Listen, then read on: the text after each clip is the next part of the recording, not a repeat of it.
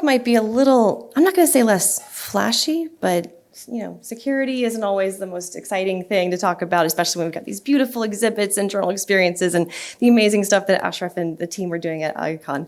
However, I'm really delighted, one, to meet all of you. I joined Elsevier in January of this year, and my, in fact, title is Product Director of Digital Commons generally. However, I focus on the dashboard, the DC exhibits, and the IR and the backend experience. So what I'm delighted to learn more from you guys about throughout the next couple of days is how you use your journals, what you want your IR to do more intuitively, more responsively, et cetera, to, again, showcase all the great work that's happening at your institution. And so to not put I'd say this is like the warm blanket portion of the event, meaning like you shouldn't have to worry about security or integrity. These are things that should be table stakes, and those are things that we will be providing for you with DC. So there we go, grand. So today, I'm going to start with a quick framing, roughly, of some of the challenges that we're experiencing in the 21st century. This is not a comprehensive list, but darn, it's a great start. So what we're going to be chatting about is, again, these are all things that we're navigating on the institutional repository side, along with any SaaS product, as Saad was mentioning before. For us, repositories certainly sit at that crossroads of desire to be open, desire to be accessed as broadly as possible, but also the protection that is needed to be able to do that safely is quite challenging. So these are new threats that we are exposed to in spirit of that desire to be as open as possible. On the security side, again, it's getting more and more creative, those phishing attempts and those AI-driven bots that are targeting our beautiful repository that we spend so much time on. And so what we'll be focused on, of course, is how do we continue to contend with that moving forward in ways where they're super creative, we need to be equally, if not more so, creative to tackle it. And then, of course, the reason for that is to preserve that authenticity. The metrics that Saad with the Post-it notes kind of revealed, those are all things that are super valuable to us. And we want to make sure that through all these efforts on security and integrity, that we're certainly supporting that need to validate our download counts, our usage metrics, and all of those, that reputation that comes from those data as well. And then last, we talked a little bit about accessibility. Love the topic. We're going to talk more about that on our roadmap session and broadly as well.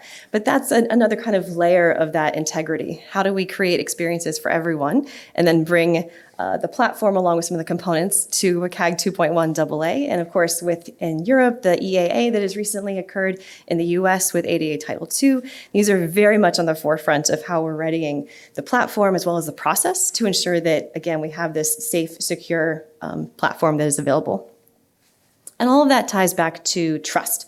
Our institutions, of course, trust DC to keep their scholarships secure, to keep all these pieces in place that you can use the great tools to build journals or whatever else, and you don't have to worry about uptime or accessibility or anything of that nature, because we're here for you. So, how do we actually approach that from Digital Commons?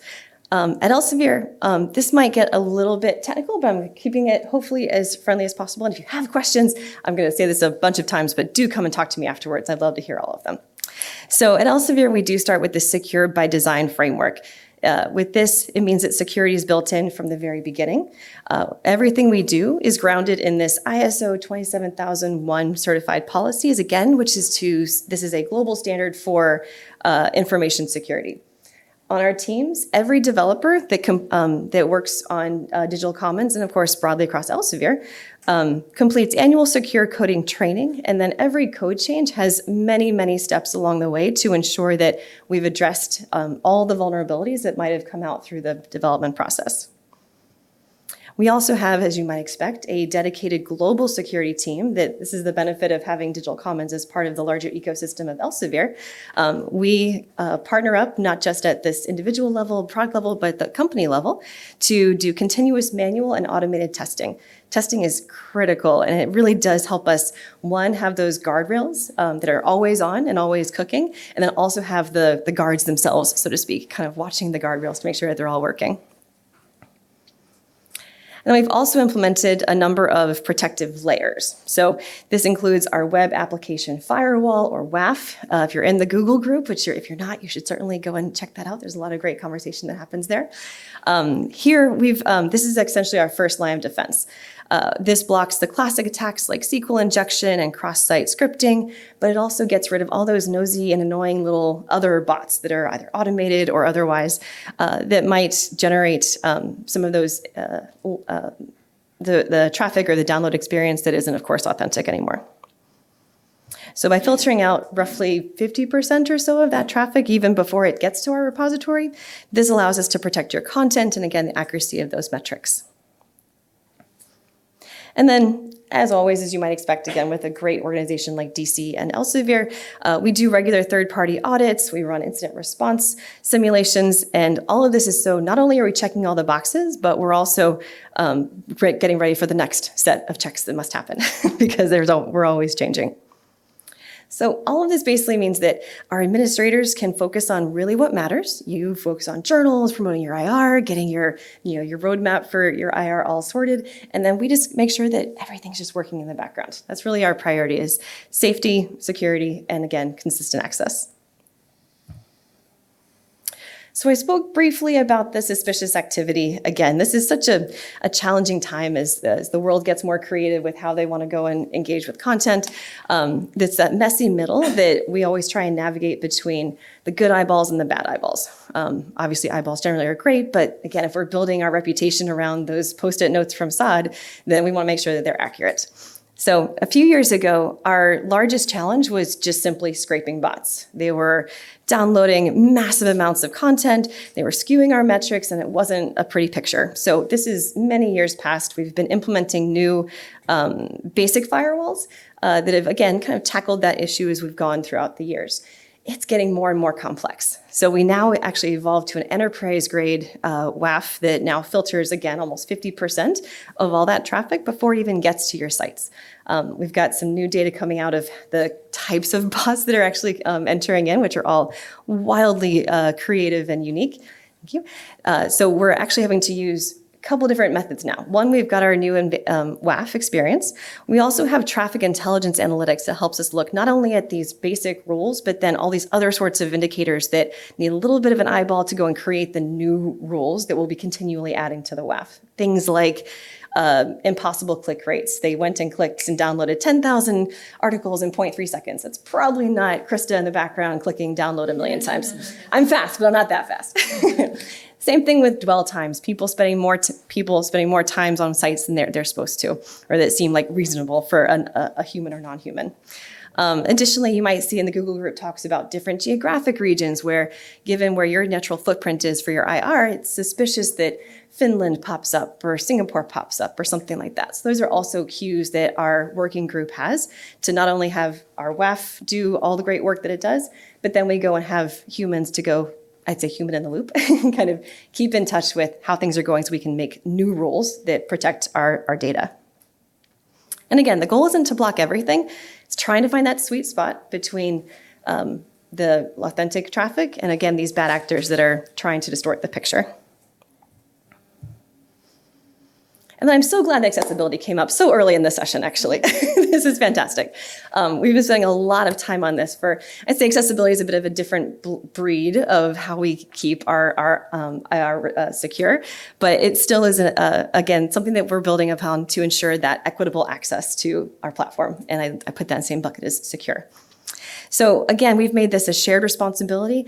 We're going to provide the platform that's accessible so that you can, of course, have all your content and the work that you're doing be accessible as well. And I'm excited to hear about Pranitha's journal talk later, where we'll talk about accessibility there as well.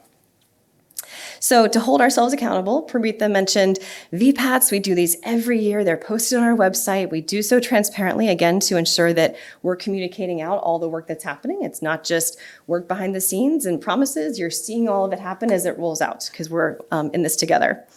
Again, we also have our new help center on our new accessibility hub on our help center. Yikes. I send a gesture a lot, so this is actually shocking that I made it 10 minutes without hitting the microphone. So we're actually promoting, again, this new space where there's a lot of resources. There's updates, of course, on the product itself and specifically on accessibility, because again, with June in this year in Europe and April in next year in the US, it's a big focus for us. So go check out that space again, where we commit to all the reactions based on the VPAT that we've then prioritized with our users, with our internal team. As Prometheus said, we also benefit from the expertise of the larger Elsevier team, which is fantastic.